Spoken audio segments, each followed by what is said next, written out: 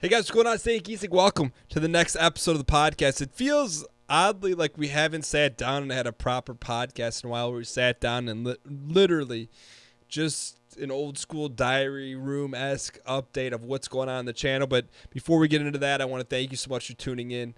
Whether you're watching from Skokie, Illinois with your pot-bellied pig, Leeds, Arkansas, Albany. I thank you guys so much for tuning in. In today's episode, we're going to talk about a lot of stuff that's been going on. You know, one thing in particular that's been in the works for a while, that's signing with OPG. It's a talent / management agency. We talk about YouTube's resurgence, taking a lot of hard L's on TikTok, and the game selection of things moving forward. So with that being said, I want to jump right into to YouTube. YouTube's been going really well lately, and I think it's definitely a proponent of the Golden Goblet series. And for those that are familiar, Golden Goblet currently right now is myself, Northern Lion, Michael A.L. Fox have it's like a three-person competition. And every day we play a game, and you got to see who wins the day. So it's really fun. It's a nice, fun little competition series. That's going really well. But it's funny because I talk about things going well. I recorded a ton of episodes today. And for the first time in a very long time, I'm doing what I like to call a selfish series on YouTube, meaning that I'm doing a selfish series that just a mini one. It's like one of those things. It's number one. It's probably at the end of 2019, my number one rule. Not rule, but it's written down in hard ink. No more long form series on YouTube. They just don't perform very well. I don't think it's our best content. I don't think it's what people want to see. However, there's this game that came out called Stone Shard. I just really, really enjoy it. It's like Ultima Online and Tarkov. When I played, I'm like, all right, look, I know I'm not going to do a 100 episode series of this, but let me commit to 7 and just do it and have fun with it. And so I recorded a couple, and in terms of performance, they do okay. They're definitely not on par with anything else we're doing, but it's fun and I'm enjoying it. So I'm just gonna kind of let this week run out, do the 7, and then move on from there. And the reason I'm moving on is that. And that I won't continue is that there's just so much. I only have so much bandwidth in terms of what I can do and what I can't do. So I have a choice to do one of two things. One, either get way more productive, which is 100%. I have a lot of room to grow there. Or 2, take stuff off the plate and don't have as high as expectations. So, but I still feel like kind of like the hamster and the egg and the chicken wheel type thing, where if you go back probably 50 podcast episodes ago, we talked about the disjointment between YouTube and Twitch. And I still feel like that's a little disjointed there because there's no Tarkov content on YouTube. And it's not because I don't want to, it's just it's got to be something different. And so I really haven't got to the point where I am with TikTok, where I'm just throwing stuff against the wall Tarkov content-wise, but that's where I need to be. And in terms of being there, what that means is that, to kind of tie it into the next thing, TikTok, I don't know, something's changed for sure. I don't know. To me, it doesn't matter what's changed, whether it's algorithm or now there's more content on there, so it's harder. But it's definitely, before I would just post TikToks and some of them would just pop off, and I don't know why. For like the past, I'd say week or so, it's been super slow on TikTok in terms of none have really popped off in terms of catching any major traction. And so Saturday or over the weekend, I'm like, all right, I'm going to post 5 TikToks today and just keep posting throughout the day and see if we can get one to catch. So the goal is to post 5. I posted 1 in the morning, like 1 late morning, 1 mid-afternoon, and 1 late evening. And the 4th one I actually took off. And I guess in terms of taking off, just to give you some context, I posted 4 Tarkov videos. One had 5,000 views, one had 3,500 views, one had 1,700 views, and then the 4th one and last one is at 25,000 views. So, and it's funny because I have a certain formula that I follow in TikTok. Like I try to tell a story. I start with a heading and then tell a story throughout and wrap it up. Usually most of the time it's in some kind of fail at the end, but it's nothing too serious. But I posted these 3. I'm like, okay, hey, look, I'm gonna post, and I got to a point where like I'm enjoying these losses, and they're not losses, but I'm enjoying like, hey, these are not going well, so keep posting until one goes well. So I followed this formula that I've been following. It's not a formula; it's just kind of how I write the stories in TikTok, if you are. It's my language in TikTok. And then the 4th one, I'm like, you know what? These previous 3 that I've done before that used to work don't work anymore. So just try something else. So I did something completely random in terms of, kind of the post-production of it, in terms of what I do within TikTok. So instead of having a heading, I didn't put that as a thumbnail. I put more emojis in it. I don't know. I used a more popular song. I'm just trying so many different things. And it finally, it was kind of nice to get, like, it wasn't like a home run, but it was nice to get a base hit. But I just enjoy the process of it. And I found myself on Saturday, because normally Saturdays I don't do anything work-wise. I try to take a full day off. But, I sneak stuff in here and there. I just really, really enjoy what I do, and trying to kind of not crack the code, but just post stuff and see what works, and find new ways to deliver entertaining content. And so it's kind of like a nice little mini win. But outside of that, another big thing that's been in the works, I'd probably say like 2 to 3 months, is, and I won't get into the full details of how it came about, but I got a DM and saying, hey, Dan, would you be interested in signing with us, and us being OPG? And it's called Online Performers Group. Essentially what they're like a talent/management agency. And what that means is, so a couple of reasons. I'll tell you what they do and then why I chose to go with them. So what they do is they manage, sometimes deals will come into my email box and I don't either respond to them or I don't follow up. And it's not because I don't want to do them. It's just because it's like, all right, hey, look, if this is a potential good deal, and it's like really right off the bat, and you're like, oh, this is a no-brainer deal, then I would do it. But if it was like kind of like, well, I don't know, I have to follow up a bunch, and I always made my decision based on, all right, hey, I could follow up a ton, or I can make videos and stream more. And I always kind of went down that road where it was just, I'd rather spend my time making stuff than worrying about the back end of deals. And I really wasn't overly concerned about it. So this conversation started. And then they kind of handle all the stuff. And part of that is because, I don't talk about it, I'm not going to get into it, but in my other business, my main business, I do a lot of like negotiating and managing of a business and all that kind of stuff. And I don't want to do that for this business, the gaming side of things, because I want to keep that creative and not, I don't want to manage the business side of it. Not because I'm not capable in that regard, because I know I could do a good job of it. It's just 2 things. 1, I don't want to, and 2, it would take time away from being able to make more and do stuff. So that's kind of what they do. So they handle like any deals that come through, they negotiate. So that was a big one for me. And then if I need keys and stuff like that, or they're just really kind of Johnny on the spot for anything I need management wise, which is really nice. And then the other thing the other thing that was attractive to me is I believe that they will bring more applicable deals to the show, to YouTube.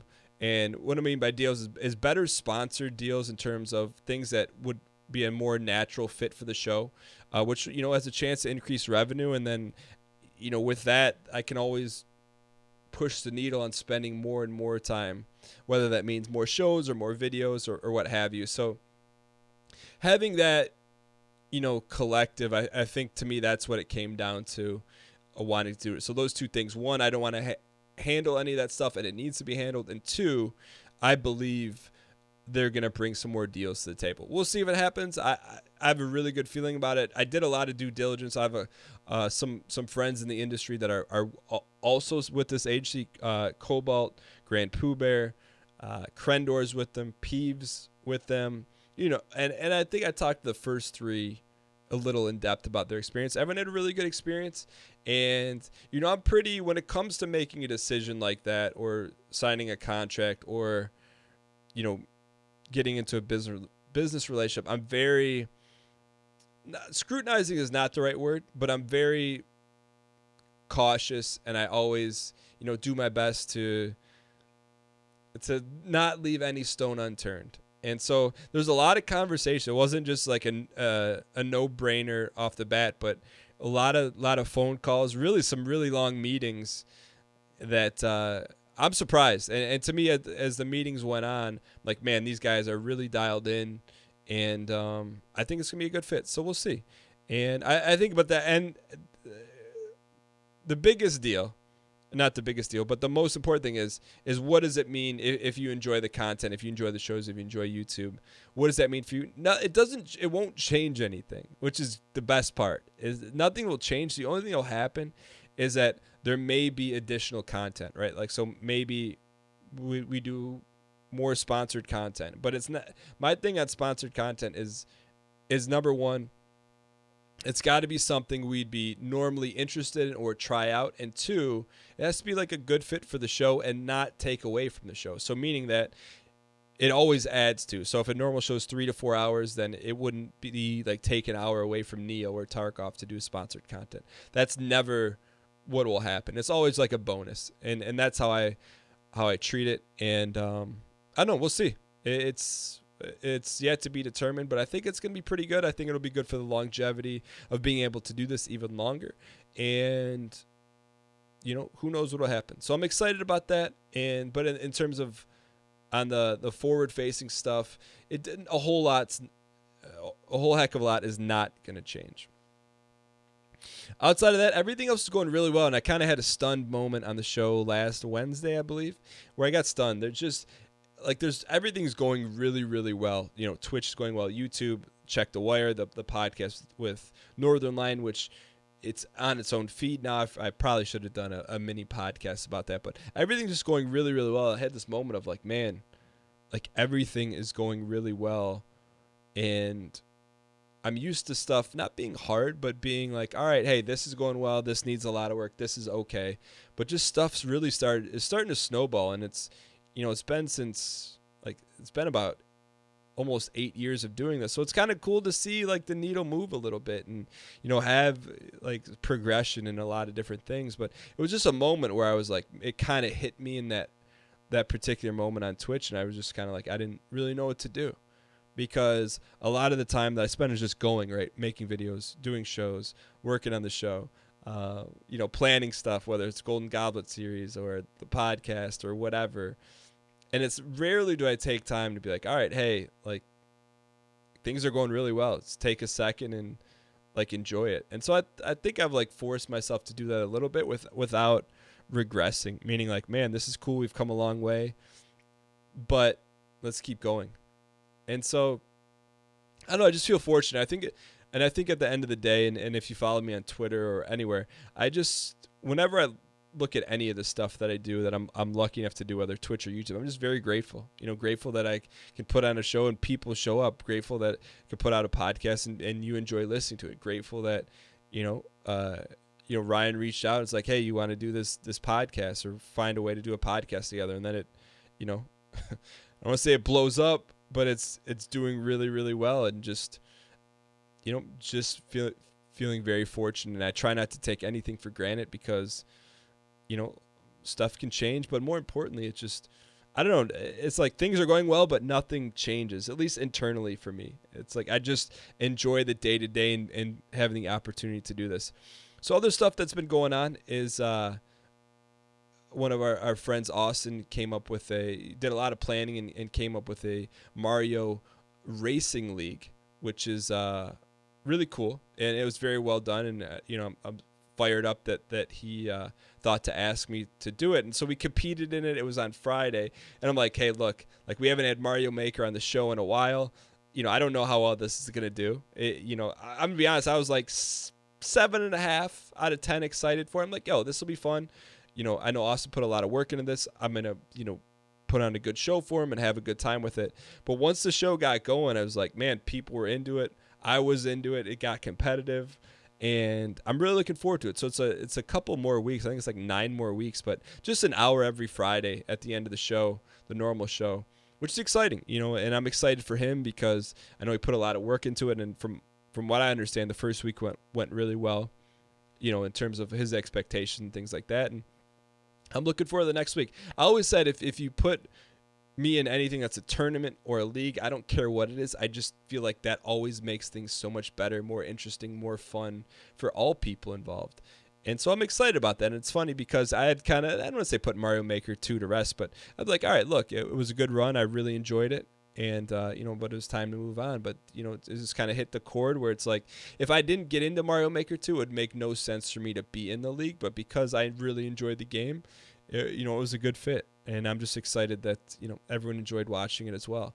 Outside of that, we started a new thick meat game on the back end of Twitch with Tarkov, and then we always play, a game. We finished up Bennett Foddy, which was a really, really big success, and then followed up with Neo, and I knew it can be a little bit avant-garde. I knew it was not avant-garde, but just not as revered and loved as Bloodborne or Dark Souls or even Bennett Foddy. And so I don't know. To me, like, the jury is still kind of out in terms of if I've been able to perceive if people enjoy watching it, because it is a little bit different. I mean, it's still in the wheelhouse of like a Souls style game. So I always think that's going to be a sweet spot for us in terms of it's like the perfect spot for the show in terms of I think what people enjoy watching and also what I really like playing. I'm really enjoying playing it. I do have a little bit of concern about the difficulty. I'm like, man, it took us a while to beat the first boss, and I'm like, hope we didn't bite off more than we could chew. But it's been a really fun experience so far, and it's not like, I knew we could have picked for the next game, the next kind of Souls game in the lineage. We could either went Demon Souls or Sekiro, but I just wanted to do something a little bit different because I feel like, there's only so many right now, at least. There's only so many like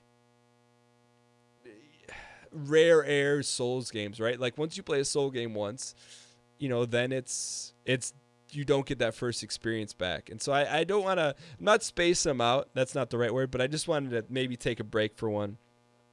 But we got into a little diatribe a little bit in the during the Twitch show about, like, I started really enjoying this Twitch streamer. His name's The Happy Hob, and what he does is he plays Dark Souls games with the goal of beating the entire game without getting hit once.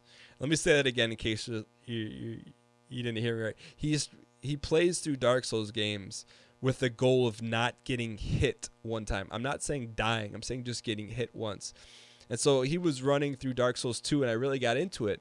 But he would get to these fights, and I'm like, man, I barely remember this. Like, I don't even remember this. Like, or, oh, I forgot what this boss was like. Or I forgot that Ornstein was in Dark Souls 2. So I'm like, in the back of my head, I will not be surprised. Or as long as people want to see it, I can't say this year, but at some point going back through and playing the Dark Souls games again, because I think if I put enough time in between and don't watch anymore, which I'm not, which is why I didn't watch any of Ryan's Dark Souls randomizer stuff, is I think it will almost be like playing it again for the first time. Almost, just because I don't really have that great of a memory outside of like, in terms of the Souls games, outside of like the very, very huge moments like Ornstein and Smog and stuff like that. So I don't know. I like saving stuff, and I think that's always been a part of my personality. Is like I like watching movies with someone for the first time. Like if I know this is a really good movie and they've never seen it, I like to do that. Or if a movie's coming out in the theater, and like I like to watch it with someone for the first time new, or like, oh, I already saw it. I'm like, well, then I don't really want to see it with you. So I don't know. I think it's like this weird part of my personality that I just enjoy like saving stuff like that, not playing them out, which is probably a reason why I will never do a Dark Souls randomizers. I just feel like it, for me, for someone who's only beaten the games once, I feel like it takes like some of the shine away, and I want to preserve the shine because I think they're very special games and I really enjoy them. Man, I sound like a over-the-top Souls fan, but I love them, man. They've just been very special in terms of the experience, in terms of what they've meant for the show, and really the enjoyment factor. And there's so much into them. So, and then the other thing I want to talk about was, and this is where I'm going to need some sauce, but really, so last week, there's been probably like 2 or 3 weeks in the new year where I haven't done Team Unity Tuesday. And, I think every time something was going on or it was playing catch up, but it wasn't like, it wasn't because I didn't want to, but and you guys have heard me just like I talk about making sure Twitch and YouTube are connected. You're going to hear the same recurring theme until I fix it. Team Unity, like I can't have it run super late, and for a couple reasons. One, it's not just when the show ends, but when you're, and I think I've talked about this before, but when you're done, at least when I'm done streaming, my brain doesn't shut off. It's like you're conducting like an orchestra. I know, not to sound, that's not right, but like you're like running a TV show from one of those booths, like going cut to camera 3, do this, do that, do that. So your brain, like my brain just doesn't, when I turn off the stream, it doesn't just stop. Like it probably takes me a decent amount of time to wind down. So the reason why there has to be a hard stop is because if the show stops at 10:30, say I start to wind down 11:45, I get up fairly early, but doing that like consistently, it really like whacks my schedule, and I don't have room to have my schedule waxed right now. I can't have a late morning. I mean, I can, but it's not what I want with what I'm trying to do. I'm just trying to stay on a easy schedule. And last week there was no Unity, or I think Unity was canceled, or I couldn't make it, or whatever. I couldn't make it, and then Mel's internet was down or something. But that week was fine. Like, it was super productive. I didn't have any issues on Wednesday. So like I just got to find a way to mitigate that. And I really think I'm gonna install an automatic shutdown on my home computer, which I'll be streaming from on Tuesday night. I'm gonna do it. It's I'm writing it down. I'm putting it in front of the piece of paper, and I'm putting it right here. There, put it right there. So anyways, so that's everything that's been going on. It's been a dialed in couple weeks, and I'm going to work. I think we're ready for another interview too. So I'm going to work this week to schedule an interview for the podcast for next week. But thank you guys so much for tuning in. Hope you guys enjoyed this week's podcast. Hope you have a great week. Hope you're dialed in. If you haven't already and you enjoyed the podcast, send me a text at 313-241-9639. Tell me what you like listening to, like what aspect of these I want to get these personal updates, or these diary room style updates, or these diary journal entry updates. I want to get them better, and I don't know what the next move is on how to get them better, but one way that I'm able to do that is based on your feedback. So text me at 313-241-9639. Let me know your favorite part of a show like this so I can do more of it. Thank you guys so much for tuning in. Hope you guys have a great week, and I will see you guys soon.